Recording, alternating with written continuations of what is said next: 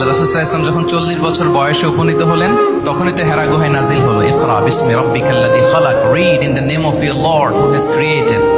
এই যে 5টা আয়াত নাজিল হলো, উনি নিয়ে আসলেন, কাঁপতে লাগলেন। খাদিজা রাদিয়াল্লাহু তাআলা আনহার কাছে বললেন যে, মনে হয় আমি মারা যাব, আমাকে কম্বল চাপা দাও, আমার ভয় লাগছে, আমি কাঁপছি। তখন খাদিজা রাদিয়াল্লাহু তাআলা আনহা ওনাকে আশ্বস্ত করলেন, ওয়াল্লাহি লা ইউখজিকাল্লাহু আবাদা, আপনি ভয় পাবেন না, আল্লাহ আপনাকে অপদস্থ করবেন না। ইন্নাকা লা তাসিলুর রাহিমা ওয়া তাসদুকুল হাদিসা, নিশ্চয় আপনি আত্মীয়তার সম্পর্ককে বজায় রাখেন, আপনি সবসময় সত্য কথা বলেন। ওয়া তাহমিলুল কাল্লা, আপনি মানুষের বোঝা বয়ে দেন।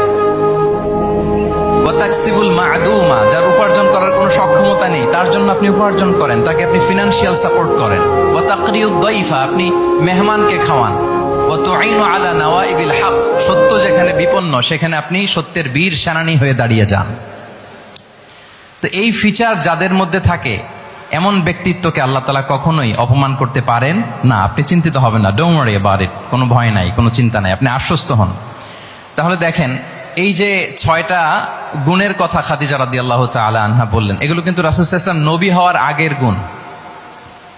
অর্থাৎ 40 বছর বয়সে তিনি উপনীত হওয়ার আগেই ওনার এই অভ্যেস ছিল যে উনি অন্যের বোঝা বইয়ে দিতে হেল্প করতেন, মানুষকে সাপোর্ট করতেন।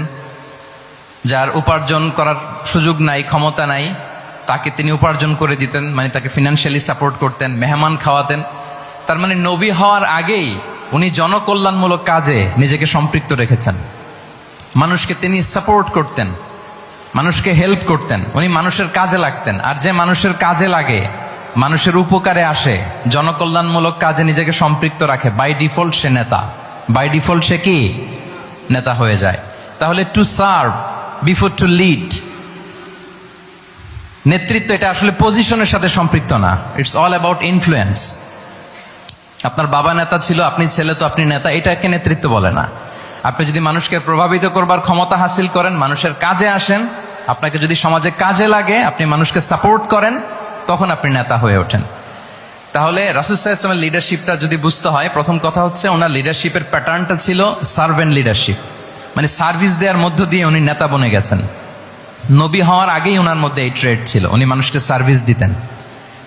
আরবিতেও একটা কথা আছে, সাইয়্যিদুল কওমি খাদিমুহুম, মানে যিনি সমাজের নেতা তিনি হবে সমাজের সবচেয়ে বড় খাদেম। যিনি নেতা হবেন তিনি সমাজের সবচেয়ে বড় কি হবেন? খাদেম হবেন। তাহলে রাসূলুল্লাহ সাল্লাল্লাহু আলাইহি ওয়া আলিহি ওয়াসাল্লামের লিডারশিপটা ছিল সার্ভেন্ট লিডারশিপ।